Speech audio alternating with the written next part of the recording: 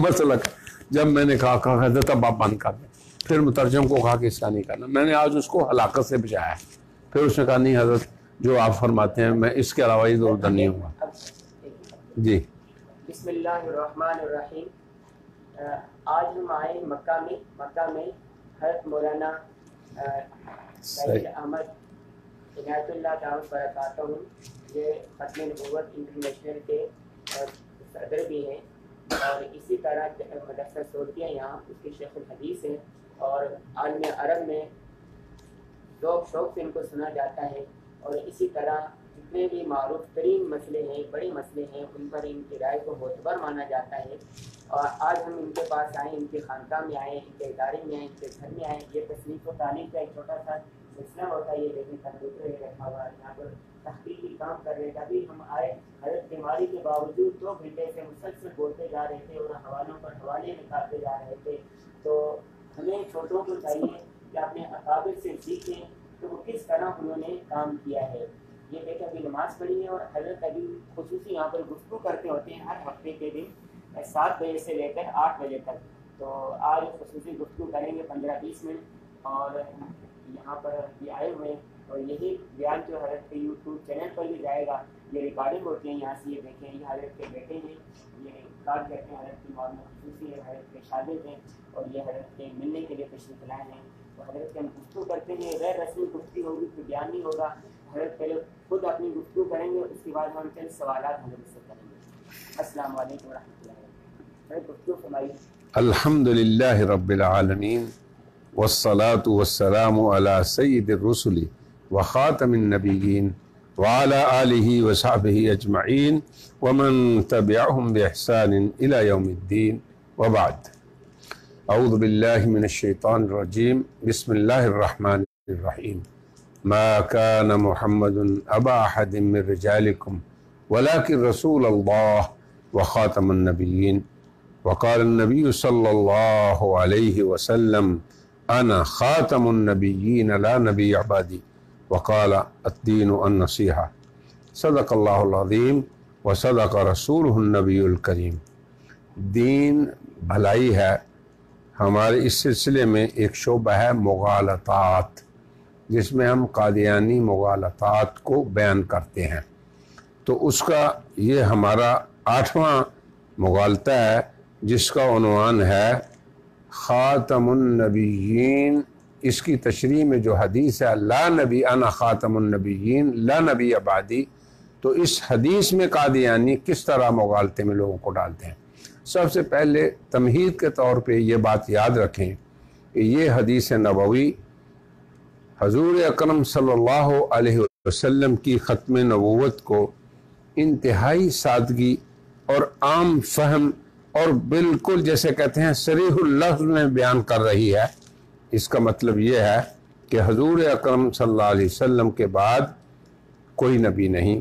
یہ اصل میں جو آیت خاتم النبیین ہے، ما کان محمد ابا احد من رجالکم ولکن رسول اللہ وخاتم النبیین، اس آیت میں جو خاتم النبیین کا مفہوم ہے، اس کو یہ حدیث متعین کر رہی ہے۔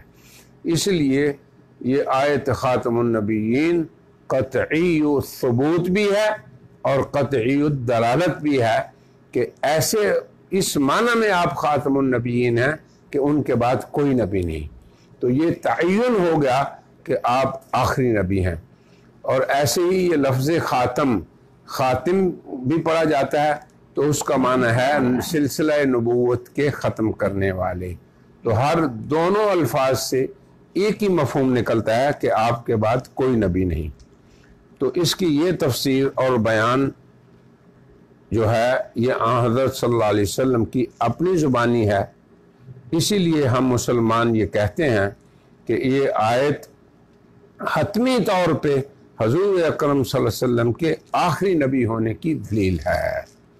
اور یہ مزے کی بات یہ ہے کہ قادیانیت کا بانی مرزا غلام احمد قادیانی اس حدیث نبوی کو مشہور بھی مانتا ہے، اور اس کی شرح میں جو کہتا ہے، اس کی کتاب حمامت البشرا میں جو مندرج ہے روحانی خزائن میں صفحہ نمبر 200 اور 7ویں جلد میں عربی نص میں وہ لکھتا ہے الا تعلم ان الرب الرحیم المتفضل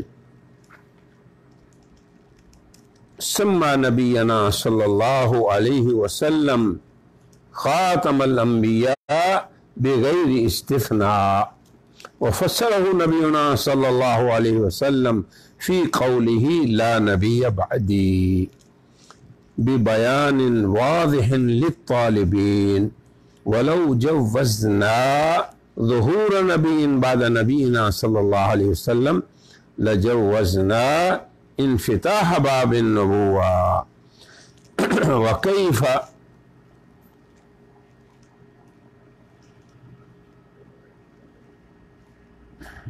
لجوزنا انفتاح باب وحی النبوة بعد تغلیقه. یہ ہے اصل. وہ یہ کہتا ہے کہ کیا تمہیں پتہ نہیں ہے کہ ہمارے نبی کریم صلی اللہ علیہ وسلم وہ خاتم الانبیاء ہیں، اور پھر خاتم الانبیاء ایسے کہ کوئی استثناء نہیں کہ کسی کے نبی ہونے کا، کوئی ذلی بروزی کسی اعتبار سے کوئی نبی نہیں آ سکتا.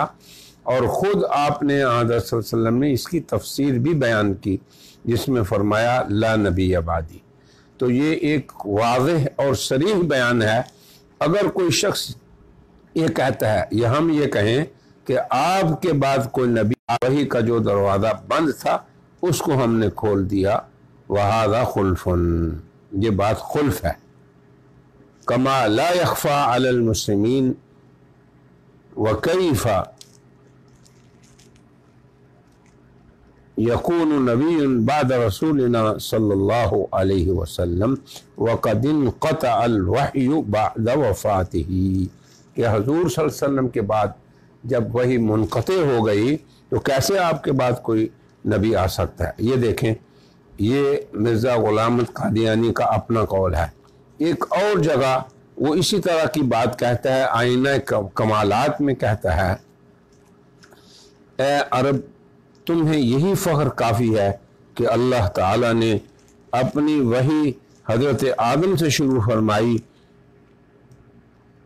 فرما کر نبی معظم صلی اللہ علیہ وسلم پر ختم فرما دی، جو کہ تم میں سے ہوئے، تمہارے اس خطے وطن اور علاقے سے مبعوث ہوئے. اب یہ ہم اس لیے ذکر کر رہے ہیں کہ ایک وقت تھا کہ جب مرزا غلام احمد قادیانی ختم نبوت کے باب میں مسلمانوں کی طرح کہتا تھا اور اس کا یہ قول تھا. اب اسی طرح آئینہ کمالات کے صفحہ 177 میں جو روحانی خزائن کی 30 جلد اور 420 صفحہ ہے، وہ لکھتا ہے اللہ تعالیٰ کے شایان شان نہیں کہ وہ ہمارے معظم خاتم النبیین صلی اللہ علیہ وسلم کے بعد کوئی اور بھی بھیج دے. اب ہم یہ کہتے ہیں کہ حضور اکرم صلی اللہ علیہ وسلم کے بعد حضرت عیسیٰ علیہ السلام تشریف لائیں گے. وہ اللہ کے نبی تھے، وہ اللہ کے نبی ہیں، اور جب آئیں گے اس وقت بھی نبی ہوں گے. لیکن چونکہ ان کو نبوت حضور سے پہلے ملی، اس لیے ان کے آنے سے خاتم النبیین کا مفہوم اس کے وہ برخلاف نہیں ان کی آمد. ہاں، اگر کوئی شخص یہ کہتا ہے کہ میں امتی تھا اور اب میں نبی بن گیا ہوں، تو یہ چیز آیت خاتم النبیین کے مفہوم کے خلاف ہے. تو یہ ہم نے یہاں تک یہ حوالے ذکر کیے کہ ایک مرحلہ قادیانیت کا یہ تھا کہ وہ اس مسئلے میں مسلمانوں کے ساتھ تھے. اس لیے شروع میں بہت لوگوں نے ان کا ساتھ بھی دیا اور اسلام کی خدمت اور مناظرے اور یہ ساری چیزیں ہوئیں. لیکن اس کے بعد کیا ہوا، یہ مقام تأمل ہے قادیانیت کے لیے بھی اور مسلمانوں کے لیے بھی. اس کو انشاءاللہ تعالی ہم دوسرے حلقے میں بیان کریں گے. حضرت یہ ایک کتاب آ رہی ہے آپ کے قادیانیت کے موضوع پر، وہ کون سی ہے کتاب کا تھوڑا سا تعارف کروائیں تاکہ ہمارے قائرین وہ لے سکیں. کون سی کتاب؟ ایک قادیانیت پر کتاب ابھی آپ نہیں وہ میری کتاب ہے مقالات مکیہ در مطالعہ قادیانیت، جس میں میرے 20 مقالے ہیں. 20 مقالے مختلف عنوانات سے ہیں.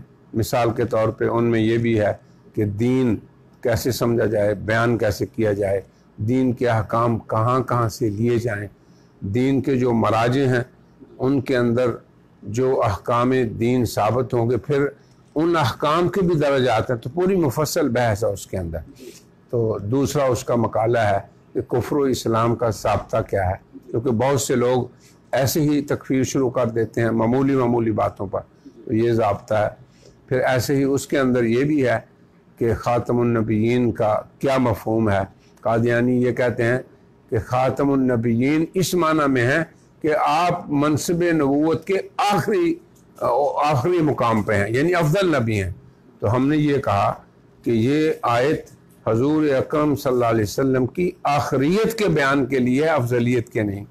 क्योंकि अफजलियत के लिए कि आप सबसे अजीम शान नबी हैं वो दूसरी आयत हैं, लेकिन अफजल नबी सिर्फ वही होगा जो कि सब नबियों के बाद में आने वाला है।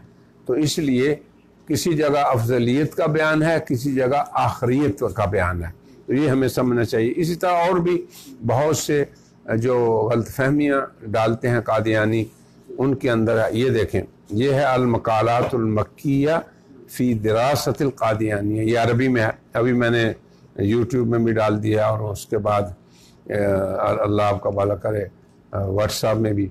इसी तरह इसका उर्दू तर्जमा है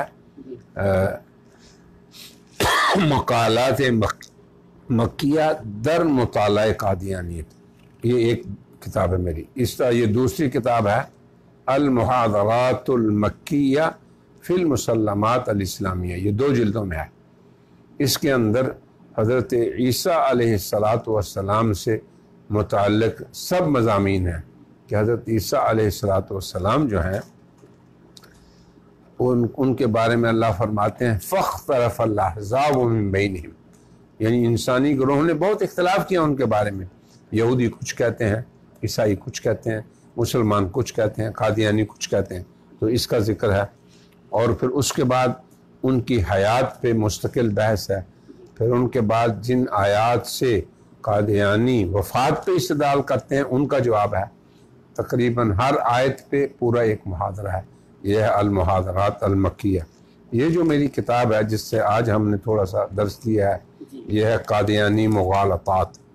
जैसे अभी मैं आपको बता रहा था कि एक वक्त में वो ये कहते हैं कि हजूर के बाद कोई नहीं, आखिरी हैं आप।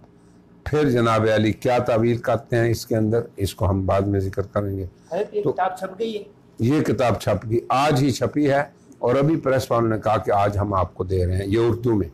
इसी तरह ये अरबी में भी है मुगालतातुल कादियानिया, ये छपी हुई है पिछले साल से, मुगालतातुल कादियानिया। तो ये बताएं कि आप ख़त्म नबूवत इंटरनेशनल के माशरा सदर भी हैं, ख़त्म नबूवत के हवाले से आपकी क्या क्या खिदमात है, ज़रा क़ारीन को मुख्तसर सा बताएं। मेरी क्या खिदमत हैं जी, मैं हज़रत मौलाना अब्दुल हफीज़ साहब जो हमारे अमीर भी थे, रईस भी थे, शेख भी थे, मैं उनका नायब रहा हूँ तकरीबन 20 साल तक। हज़रत की वफ़ात के बाद ज़बरदस्ती अब लोगों ने मेरे सुपुर्द ये काम कर दिया है। अब अल्लाह ताला से दुआ है और आप हज़रात से भी ये ख्वाहिश है कि अल्लाह ताला मुझसे ख़त्म नबूवत का काम ले ले। मैं तो एक लिखने पढ़ने वाला आदमी हूँ।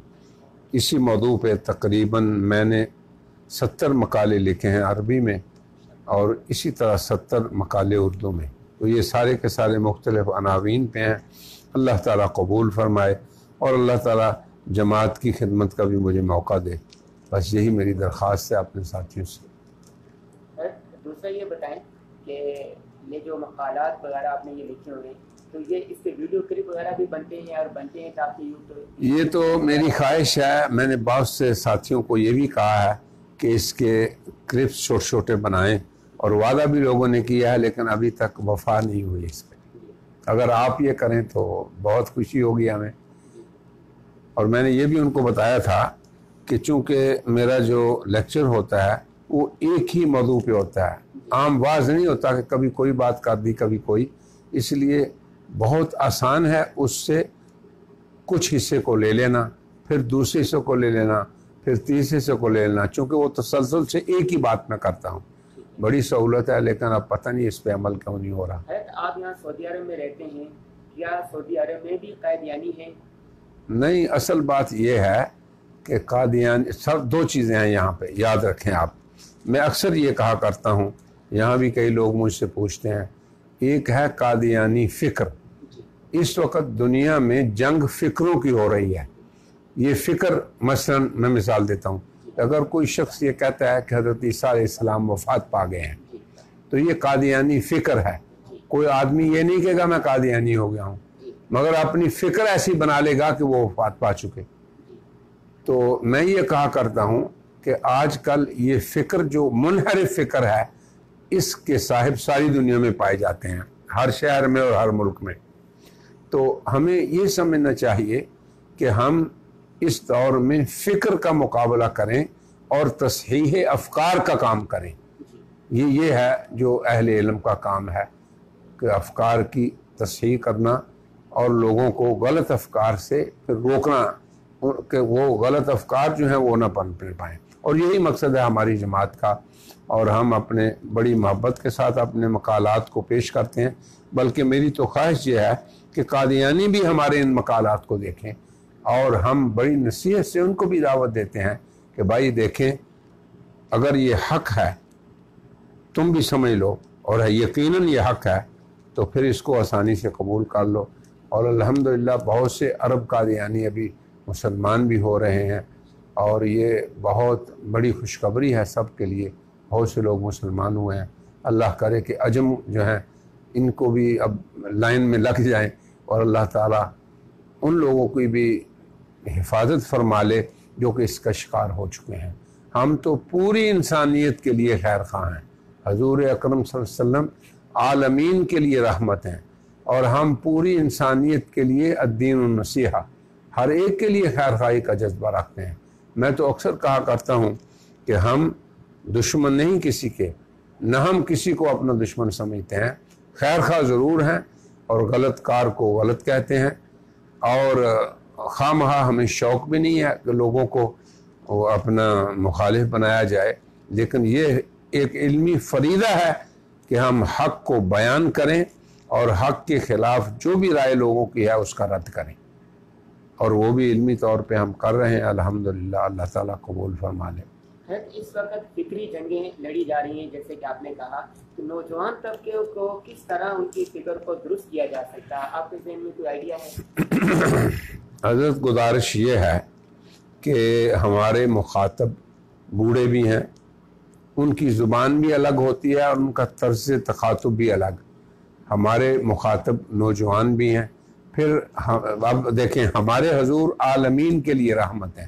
اب پورے ممالک جو دنیا کے ہیں جیسے اللہ رب العالمین ہے، میں تو اکثر کہا بھی کرتا ہوں کہ ختم نبوت کا مقصد یہ ہے کہ حضور اکرم صلی اللہ علیہ وسلم کی پوری شریعت اور آپ کے مخاطبین پورے کے پورے، پوری انسانیت آپ کی امتی ہے.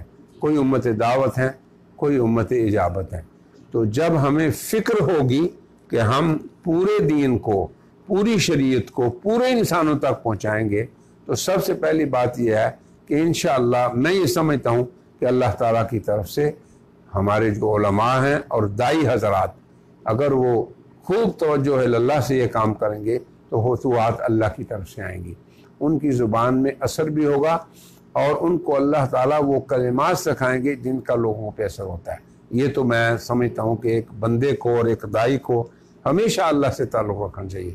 دوسری گزارش یہ ہے کہ رسوخ فی العلم، جیسے ہمارے اساتذہ کرام تھے، اللہ تبارک و تعالیٰ ان سے راضی ہو کہ وہ علم میں پختہ تھے، لغت عربی میں پختہ تھے. اس کے بعد علوم عالیہ جن کی ضرورت ہوتی ہے قرآن و حدیث کو سمجھنے کی، نحو ہے، صرف ہے، بلاغت ہے، ان علوم کو بھی جانتے تھے.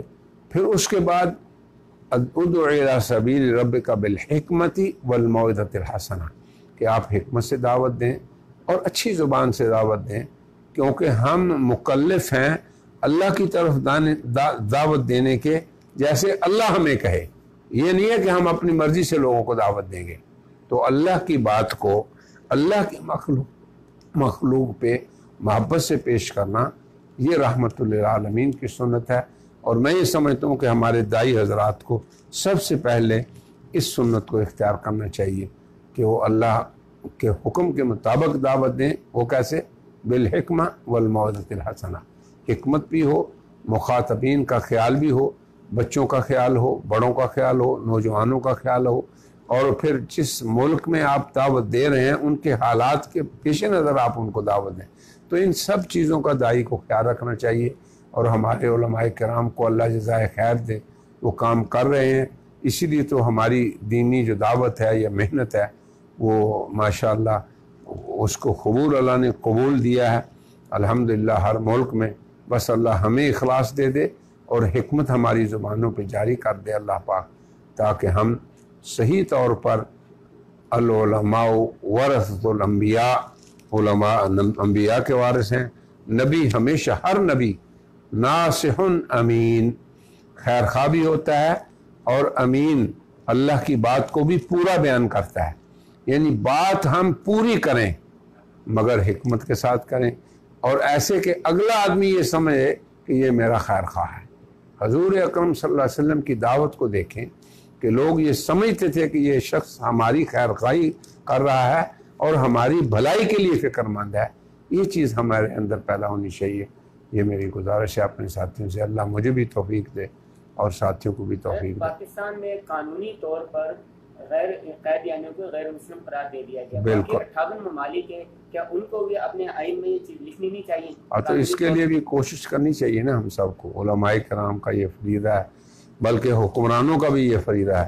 مجھے اچھی طرح یاد ہے کہ جب رفیق دار صاحب ہمارے صدر تھے، ہماری دوستی تھی ان کی، بلکہ وہ ہماری کانفرنسوں میں ہمارے ساتھ کئی دفعہ گئے، ایک دو دفعہ صدارت بھی کی، تو انہوں نے جب انڈونیشیا کے صدر کو، جب وہ صدر تھے، تو بالکل آگاہ کیا، ان دنوں مرزا طاہر وہاں گیا تھا، آگاہ کیا اسے ان قادیانی کے سیاسی اہداف ہیں قادیانیت کے، اس امت کے خلاف، تو ان کو آگاہ کیا۔ اگر اصل میں ہماری امت کے جو مختلف طبقات ہیں نا، وہ سب دین کے ذمہ دار ہیں، یاد رکھیں۔ حکمران اپنے دائرے میں ذمہ دار ہیں، علماء اور دائی حضرات اپنے دائرے میں ذمہ دار ہیں، والدین اپنے دائرے میں ذمہ دار ہیں۔ اس حدیث کو سمجھیں کہ حضور نے فرمایا کہ کلکم راعٍ وکلکم مسئول عن رعیتہ، تم میں سے ہر ایک آدمی ذمہ دار ہے۔ کس چیز کا ذمہ دار ہے؟ یہی اللہ اور رسول کی دعوت، اور یہی جو دین کی دعوت اس کے ذمہ لگی ہوئی ہے، یہی جو نبوت کا کام ہے، اور ہر ایک سے پھر اس کے بارے میں پوچھا بھی جائے گا کہ تم اپنی رعایا اور رعیت اور اپنے ماتحتوں میں کیا کیا اور کیا نہیں کیا۔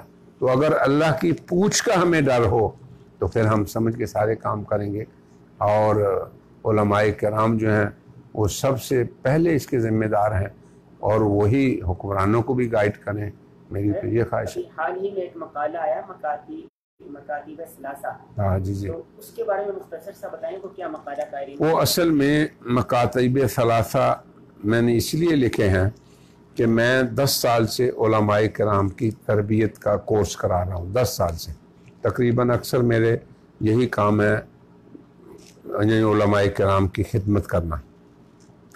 تو اس میں نے بعض چیزیں دیکھی ہیں کہ بعض وہ ضروری علوم جن سے ایک عالم کو مسلح ہونا چاہیے اور وہ اس کو آنے چاہیے، یا یہ کہ ہمارے اساتذہ کرام جو تھے جیسے وہ علوم کے ماہر تھے، وہ لغت، بلاغت، صرف، نحو، یہ سارے علوم جو ضروری ہوتے ہیں، کیونکہ ہماری شریعت جو ہے اس کی مرجعیت ہے کتاب و سنت کو، اور وہ دونوں عربی زبان میں ہیں، بلکہ عربی زبان کے بھی بلاغت کی چوٹی پہ ہیں، تو اب ہمیں ان سب چیزوں کو جاننا چاہیے۔ تو میں نے محسوس کیا ہے کہ ہم ان چیزوں میں تھوڑا سا کمزور ہیں۔ میں جب تربیت دیتا ہوں تو میں اکثر دیکھتا ہوں، تو اس کمزوری کا احساس کرتے ہوئے میں نے پہلا خط یہ لکھا ہے، اس کا عنوان ہے موازنہ، کہ ہم اپنے اساتذہ اور اپنے درمیان یہ مقارنہ کریں کہ وہ کس قدر علوم اور سربلندی پہ تھے علوم میں، اور ہم کس قدر پستی میں ہیں۔ یہ تقریباً 8-10 صفحے کا خط ہے، جس میں نے اپنے اساتذہ کی بہت سی مثالیں بھی لکھی، ان کے رسوخ علمی کی، اور ساتھ ہی ان لوگوں کے تزکیۃ النفوس کی، کیونکہ اللہ تبارک و تعالیٰ نے علم کو اس لیے ہمیں سیکھنے کا حکم دیا کہ علم اللہ کی خشیت سکھاتا ہے، اللہ پاک فرماتے ہیں انما یخشی اللہ من عبادہ العلماء. تو اب خشیت ہمارے اندر علم سے پیدا ہوگی تو تب ہم اہل علم ہیں. تو یہ چیز بھی ہمیں پیدا ہونی چاہیے ہمارے اندر، رسوخ علمی کے ساتھ ساتھ اندر کی اصلاح اور نفوس کی اصلاح.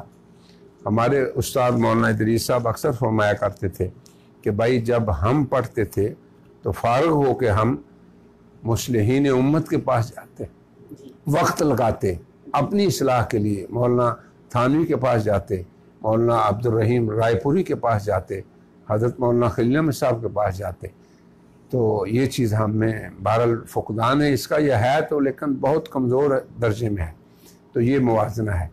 دوسرا خط اس میں نے لکھا ہے محاسبہ، کہ ہمارے اساتذہ ان سب علوم میں ماہر تھے جن کو جاننا ایک عالم کے لیے ضروری ہوتا ہے، لغت سے لے کے باقی جتنے علوم ہیں.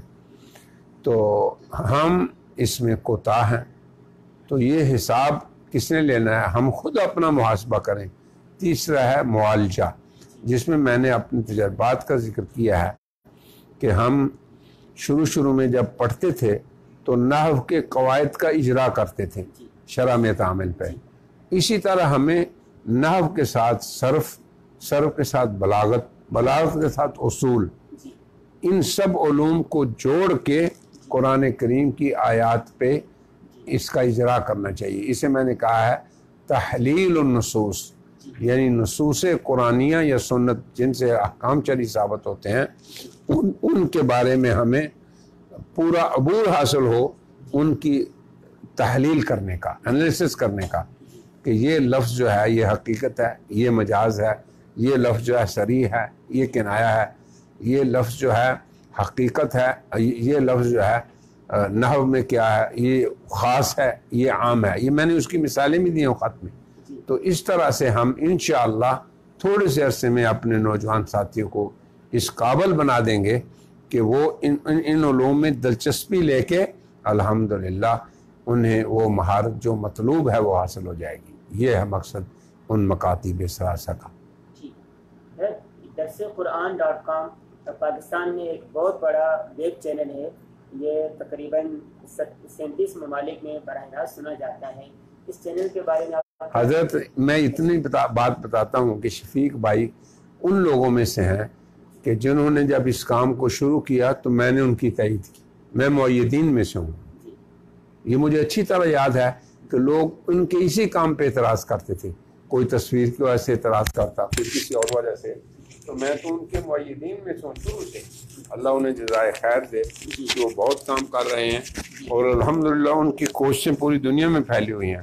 اللہ مجھے بھی توفیق دے کہ میں ان کے ساتھ کام کروں، اور میں اکثر کوشش کرتا رہتا ہوں ان کے ساتھ کام کرنے کی. لیکن پچھلے سفر میں اصل میں 3-4 ملکوں میں دورے پہ رہا. مسلسل میرے محاضرات ہوتے رہے علماء میں، اور اس میں راحت نہیں مجھے مل سکی. تو اس سے ہائی بلڈ پریشر اور ہائی شوگر سے میرے جسم کے ایک حصے پہ فالج کا اثر ہو گیا. تو اس وجہ سے تھوڑا سا ذرا اپنی جسمانی طاقت میں کمزوری کی وجہ سے ذرا کچھ کم کر رہا ہوں، ورنہ عزیمت میری ابھی بھی ہوتی ہے اسی طرح ہے الحمدللہ. آسمان پہ بلند ہے عزیمت. بس میرا بدن بھی تھوڑا سا ذرا میرے ساتھ ہو جائے تو انشاءاللہ صرف ڈاٹ کام ہی نہیں بلکہ سب اپنے جتنے ساتھی ہیں، ان کے جتنے ادارے ہیں، جتنے ان کے میسج ٹی وی والے بھی بیچارے پہلے میرے پروگرام کرتے تھے، تو ان سب حضرات کی خدمت کریں گے. اور مستقل طور پہ آپ کو پتہ ہے کہ میرا یوٹیوب میں KNC 786 کے نام سے ایک چینل ہے جس میں 100 گھنٹہ جو ہے 100 گھنٹہ عربی میں ہے اور تقریباً 60 گھنٹے اردو میں پروگرام ہے. تو اس سے میں چاہتا ہوں کہ لوگ اس سے بھی لیتے رہیں. عربی میں بھی ہے، اردو میں بھی ہے. اس کو سنیں بھی، اور اس سے جو آدمی چاہے، جیسے آپ حضرات ہیں، آپ اس سے لے کے لمبے مقاطع کو چھوٹا بنا کے آپ جیسے نشر کریں. یہ سب آپ ہی کا ہے اور میری طرف سے سب کو اجازت ہے، اس کو جیسے بھی چاہیں استعمال کریں. ماشاءاللہ، یہ تو بہت بڑی وسعت ہے. ظریفی کا آپ نے مظاہرہ کیا کہ آپ کی کتابوں میں سے، آپ کے مقالات میں سے کوئی بھی اخبار، کوئی بھی چینل، کوئی بھی لے کر چھاپ سکتا ہے. میں سب کو یہی کہتا ہوں کہ یہ آپ ہی کا ہے، میرا نہیں ہے. سب کو اجازت ہے. الحمدللہ جو چاہیں. آخری بات یہ ہے کہ آپ ختم نبوت کے حوالے سے حکمرانوں کو، علماء کو، نوجوانوں کو، خواتین کو، ہر طبقے کو کیا پیغام دینا چاہیں؟ اب دیکھیں ایک موٹی سی بات ہے کہ ایمان کے اندر جیسے میں نے گزارش کی نا، دو چیزیں ہیں، ایک ہے علم اور دوسرا اصلاح نفس. ایسے ہی ایمان جو ہے اس کے اندر مرد، عورتیں، بچے، بوڑھے، چھوٹے، بڑے سب برابر ہیں. ایمان کے لیے سب مکلف ہیں. ایمانیات موٹی موٹی چیزیں ہیں، اللہ کی ذات پہ ایمان، فرشتوں پہ، رسولوں پہ، کتابوں پہ، آخرت پہ، قدر پہ. تو اس میں مرد بھی برابر ہیں اور عورتیں بھی. علماء پہ بھی اسی طرح فرض ہے جتنا جیسے کہ عوام پہ.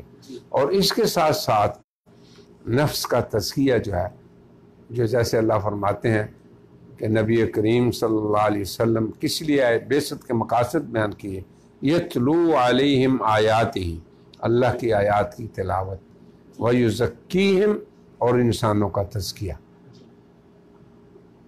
ویعلمہم الکتاب والحکمہ، اور کتاب و حکمت کی تعلیم. تو اب میں اکثر کہا کرتا ہوں کہ کتاب و حکمت کی تعلیم یہ تو علماء کا خاصہ ہے اور انہی کا یہ فریضہ ہے، اور امت کی طرف سے فرض کفایہ ہمارے علماء ہی ہیں. لیکن جن چیزوں کو جاننا، جن چیزوں کو کرنا ہمارے لیے فرض ہے، ان کا جاننا بھی فرض ہے. تو اتنی بات میں، اور پھر نفس کی اصلاح، تزکیۃ النفس، یہ سب کا فرض ہے. اس میں مرد ہوں، عورتیں ہوں، بچے ہوں، بوڑھے ہوں، علماء ہوں، غیر علماء ہوں، سب اس میں شریک کرنا چاہیے ہمیں، سب ساتھیوں کو. رہا علمی رسوخ یا علمی مسائل تو واقعی وہ علماء کا کام ہے، لیکن باقی دین کا حصہ جو ہے اس میں سب شرکاء ہیں ہمارے. جیسے عالم کے لیے نماز ضروری ہے، غیر عالم کے لیے بھی ضروری ہے. جیسے عالم قرآن پاک کی تلاوت کرے اجر و ثواب کے لیے، سمجھ کے لیے، ایسے عام مسلمان بھی کرے.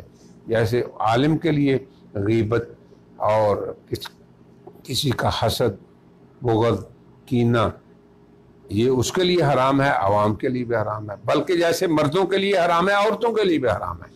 تو شریعت کے یہ احکام جو اخلاق سے تعلق رکھتے ہیں اس میں سب برابر کے شریک ہیں، اور شریعت کے جو احکام معاملات سے تعلق رکھتے ہیں اس میں بھی سب شریک ہیں، جو عبادات سے تعلق رکھتے ہیں وہ بھی سب شریک ہیں.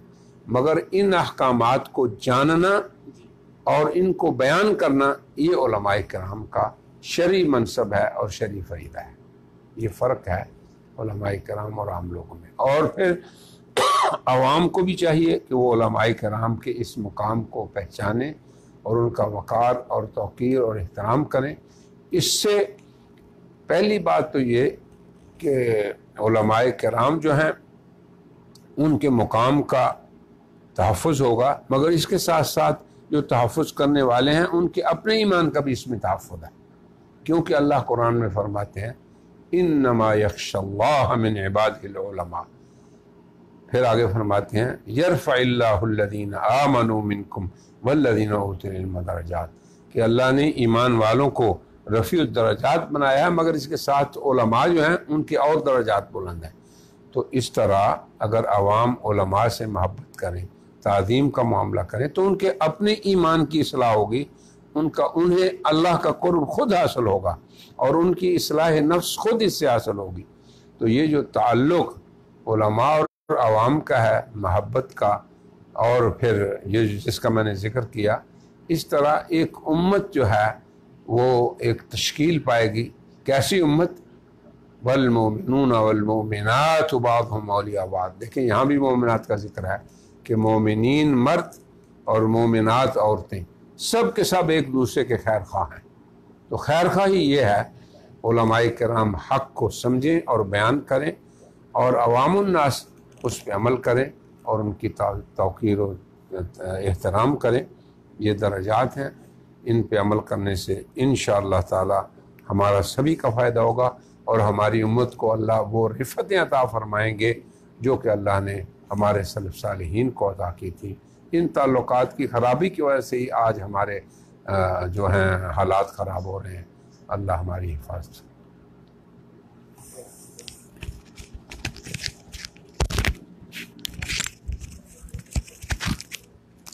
آج ہم آئے ہوئے تھے یہاں پر مکہ مکرمہ میں. جب آئے تھے تو ہماری خواہش ہوتی ہے کہ جہاں پر بھی جائیں اہل علم سے ضرور ملیں, ان سے سیکھیں, ان کے قدم بوسی کریں. تو ہمیں معلوم ہوا کہ حضرت یہاں پر تشریف رکھتے ہیں, حضرت ڈاکٹر سعید احمد عنایت اللہ. آپ سب اس سے واقف ہیں, پوری دنیا واقف ہے, ان میں علمی کارناموں سے واقف ہے. یہ انٹرنیشنل ختم نبوت موومنٹ کے امیر ہیں, اور اسی طرح یہاں پر سولتیہ جو ادارہ ہے اس کے شیخ الحدیث ہیں. 20 مقالات ہیں, قادیانیت پر حضرت کا بہت علمی کام ہے. تو آج جب ہمیں معلوم ہوا تو ہم نے وقت لیا, حضرت کو فون کیا, تو حضرت نے وسعت ظرفی کا مظاہرہ کرتے ہوئے, خضر نوازی کا ثبوت دیتے ہوئے ہمیں آج ہی وقت دے دیا. اور اتفاق یہ ہے کہ آج کے دن یعنی ہفتے کے دن یہ جو جگہ ہے یہاں پر حضرت کی ہفتہ وار ایک مجلس ہوا کرتی ہے 7 سے لے کے 8 بجے تک. تو اسی میں حضرت نے وقت بھی دے دیا اور پھر غیر رسمی باتیں کی, اور سیکھنے والوں کے لیے اس میں بہت سارا پیغام ہے کہ وہ کس طرح کام کریں. حضرت نے آخر میں یہ پیغام دیا کہ ختم نبوت کسی ایک شخص کا مسئلہ نہیں ہے, بلکہ یہ سب کا مسئلہ ہے. نبی سب کے تھے, حکمرانوں سے لے کر بچوں تک سب کو ختم نبوت کے سلسلے میں کام کرنا چاہیے, اپنے اپنے دائرہ کار میں رہ کر کام کرنا چاہیے. اور دوسری بات یہ ہے کہ حضرت کے مختلف مقالات ہیں, یہ دیکھیں الدین النصیحہ اردو میں ہیں, مقالات مکیہ اور مطالعہ قادیانیت یہ بھی اردو میں ہے, اور عربی میں مقالات ہیں. اور ایک حضرت کی آج ہی کتاب آ رہی ہے یہ قادیانی مغالطہ. اور اسی طرح حضرت کے چینل پر بھی, اپنا ایک چینل بھی ہے, اور یوٹیوب پر, وہاں پر حضرت کے جتنے مقالات ہیں وہاں پر سب موجود ہیں. یہ حضرت کے بیٹے ہیں, یہاں پر ڈالتے ہیں, اور مقالات جو ہے عربی میں بھی ہیں, اردو میں بھی ہے. آپ اہل علم کو سنیں گے, دیکھیں گے تو آپ کے پاس معلومات میں بھی اضافہ ہوگا. اس لیے کہ خصوصاً نوجوان جو فکری طور پر یہ جو جنگیں لڑی جا رہی ہے اس وقت, وہ فکری جنگیں لڑی جا رہی ہیں. تو اس لیے نوجوانوں کو چاہیے کہ حضرت کا یہ جو پیج ہے اس کو بھی وزٹ کریں, یہاں پر آئیں اور حضرت کے پاس جو علمی مقالات ہیں اس کو سنیں, آپ کو اس سے بہت علم ملے گا. اور اسی طرح حضرت کے جو بیان ہوتا ہے یہ درسقرآن.com پر بھی ہوتا ہے, وہاں پر بھی سنتے رہیں. میں جی یہ ایک ویب سائٹ ہے, اس کا لنک ہم دوبارہ یہاں پر دے بھی دیں گے. انور غازی کو اجازت دیجیے مکہ سے درسقرآن.com. السلام علیکم ورحمۃ اللہ وبرکاتہ.